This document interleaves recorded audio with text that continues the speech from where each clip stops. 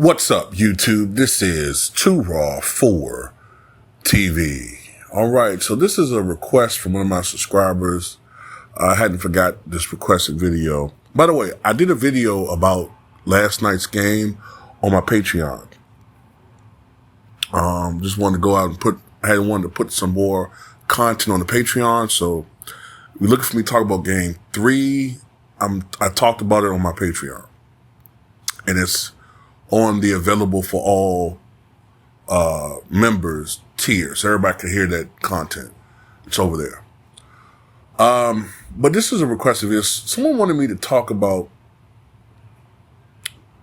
watching the 1993 NBA Finals, in particular Michael Jordan's performance in that Finals. Now, if I remember something correctly, in that series, he averaged 41 points, 8 rebounds, and 6 assists per game. And I believe about 2 steals, close to 2 steals, I think, a game. And he shot 50.8% from the floor. Surprisingly, though, he only shot 69% from the line, which obviously is beneath his normal output. 69% from the line. Usually he shoots around, or at that time he was shooting around 83, 84, 85% from the line. But he had his struggles, which makes you wonder, A, if he shot his normal percentage, maybe that series would have only been 4-1, but he would have averaged even more points, maybe 42 points per game or 43, whatever. That, of course, is an NBA Finals record. The 41 points a game edged out Rick Barry's 1967 average of 40.8 points per game. The great Rick Barry. That series also went 6 games. Unfortunately, at the time they were called the San Francisco Warriors, just before they became the Golden State Warriors, I think about 5 years later or so. But they lost that series to that great 67 Sixers team that had Wilt Chamberlain, Chet Walker, Luke Jackson, Billy Cunningham, that team. But anyway, the difference between Rick Barry's performance and Michael Jordan's performance is that they both had don't get me wrong, they both had great performances. They both averaged about 40, almost 41 for Barry, 41 for Jordan. And they both had 55-point games in the finals. The difference was efficiency. Rick Barry shot 40% from the floor in that series. Now, part of that was because of the fact that people got to remember, at that time, you could still double hand check. The game was a lot more even more physical than the 90s. Okay, that has to be remembered. And you had a front court that included Wilt Chamberlain and Luke Jackson. Luke Jackson was a power forward. Luke Jackson, I think, passed away last year in 2022. But Luke Jackson, he played with 6'9", 270. And that was back in the 60s, when players usually weren't that big. So Luke Jackson, 6'9", 270, 280. Wilt Chamberlain, 7'1", about 290, 300 pounds himself. That's a big front court, man. And I believe they were the best defensive team in the NBA, so that had something to do with it. But still, Rick Barry shot 40% from the floor. Michael Jordan shot 51% from the floor. Matter of fact, in 5 out of 6 games in the 93 Finals, Jordan shot 50% or better. The only game where he shot under 50% was, I think that was game 3, where the Bulls lost in triple overtime, wasn't it? Wasn't it triple overtime? I think they lost that game to the Suns, and Jordan had 44 points, but he took 43 shots, I think, 19 of 43. That's the only game he shot under 50%. Even when Rick Barry had 55, in that game he was 22 of 48, while Michael Jordan was 21 of 37. So Michael was much more efficient overall from the floor, and more consistent from the floor than Rick Barry was. Also, Jordan shot 40% from downtown in that series. This is a guy that had been criticized for not being able to shoot from outside, but he had desperately worked on his three-point shooting to the point where he was becoming a good three-point shooter at that time. Matter of fact, he shot 35% from downtown during the regular season, which was above the league average at the time, which was 33%. Of course, they were going up against the Phoenix Suns, who had the best record in the NBA, the most potent offense in the NBA. And people forget that that team was favored to win the NBA championship, by the media. They were favored by the majority. The Bulls were a bit of an underdog. So they needed all of those points. You got to remember, out of all of the Bulls teams, the 6 championship teams, the 93 and 98 teams were the weakest overall. You can make an argument that the 93 team may have been, outside of the trio of Pippen, Jordan, and Grant, the weakest. They did not have a strong bench. They lost a lot of their older, well, I won't say older, but they lost a lot of their players. Gone was Cliff Levingston. Gone was Craig Hodges. Gone were a lot of kids. Gone was Bobby Hansen from the year before. John Paxson was starting to show his age. John Paxson had lost his starting job to B.J. Armstrong, and B.J. Armstrong was tremendous in that season and in that postseason. But look, this is the atmosphere you got to remember for Jordan at that time. He had already attained his greatness. He had already attained his greatness in the years where he wasn't even winning championships. You know what I mean? He was doing things that we had never seen before. So winning the championship really just cement his status at that time when he won that title. I'll put it like this. I would say by 1990,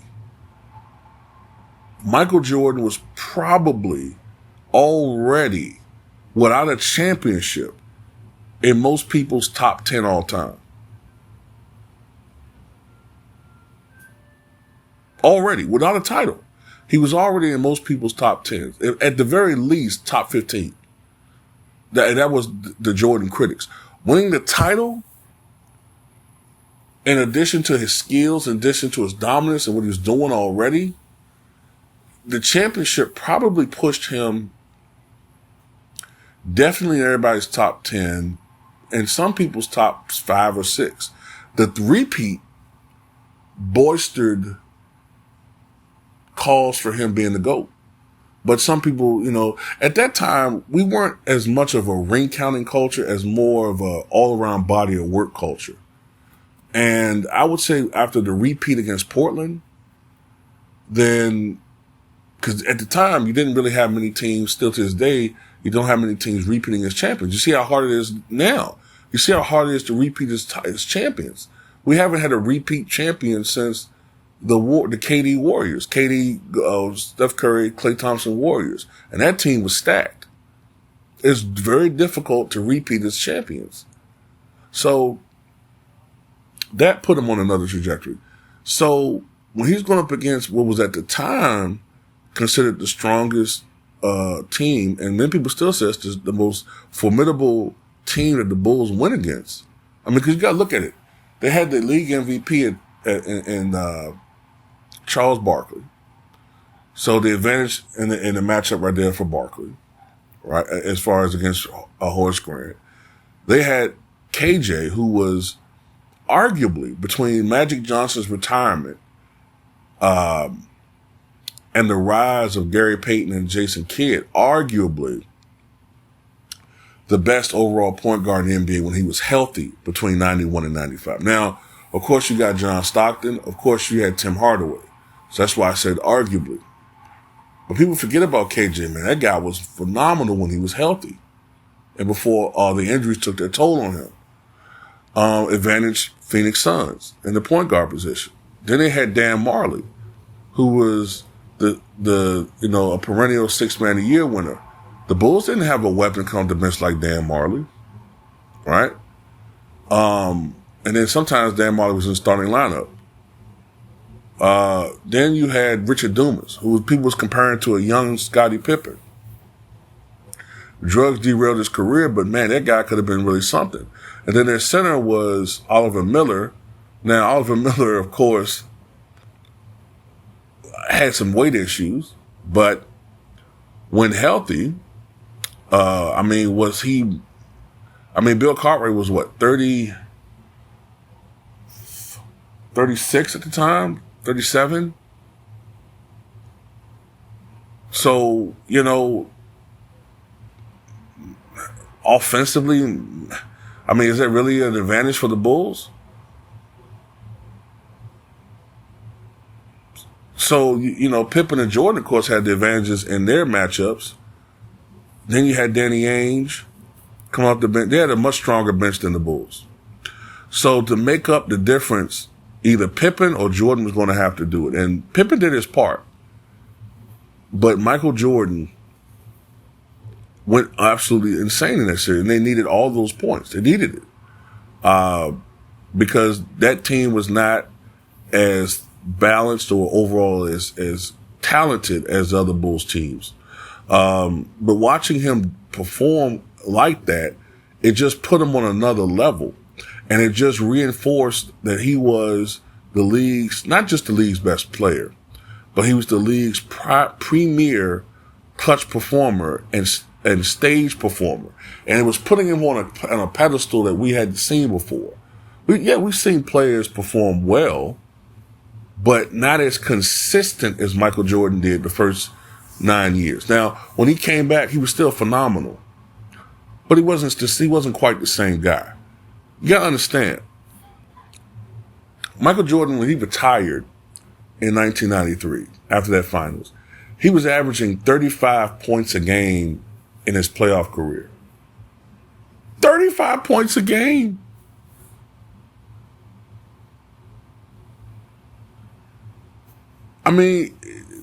Unbelievable.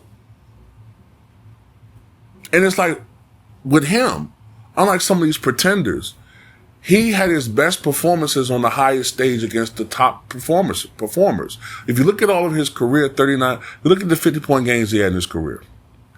He had 39 50-point games in his career, when you include the playoffs. 31 in the regular season, NBA record 8 in the playoffs. 22 of those 39 50-point games came against top 10 rated defenses in their respective seasons. He wasn't one of those guys who was beating up on James Harden-esque performances where they're beating up on bad teams. Trae Young beating up on bad teams. No, Jordan was doing it against championship level competition. The only other guy that I saw approach that at the guard position, in my opinion, only other guys is Kobe Bryant, Allen Iverson. I'm talking about like in recent years. Kobe Bryant, Allen Iverson, and maybe Dwayne Wade. Though Wade wasn't as prolific a scorer as those guys were consistently. Unbelievable. The guy was unbelievable. Then to see what he did, then the stretch he had from games 2, 3, 4, and 5.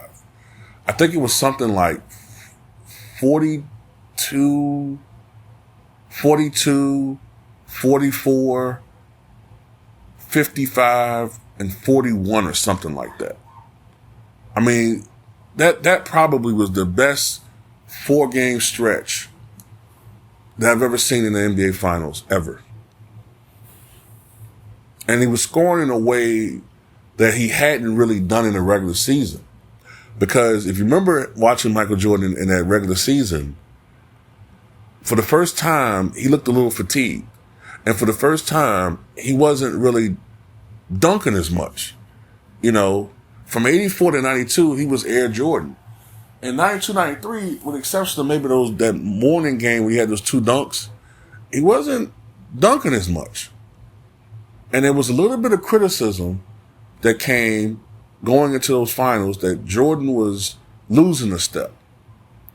Well, I don't know whether he heard a little bit of that or whether it was the fact that you look at the one weakness for the Phoenix Suns, they didn't have an imposing center or a shot blocker. But that ended against the Phoenix Suns. He drove to the basket, but he still maintained his all-around game, which had expanded so much from his rookie year. You know, he was showing you the three ball. He was showing you the ISO scoring. He was showing you, the mid-range. He was going inside, scoring circus shots, the athleticism with dunks and all of that, man. So when he did what he did in those finals, and those Bulls won a three-peat, and they did something that only two other great players at the time had done, and that was George Mikan and Bill Russell. And since then, only one other duo has done that, which is three-peat, and that's Kobe and Shaq. That's why Michael Jeffrey Jordan is the greatest of all time. Everything that he did after that was just icing on the cake when he came back. Everything else was just icing on the cake and just added to it. So these other guys, you know, can come and play 20, 30 years and stat pad all they want to, but we've seen what someone did at their absolute peak, which has never been replicated since then. And in my opinion, as much as I love Will Chamberlain, in the playoffs, we've never seen a performer like Michael Jeffrey Jordan.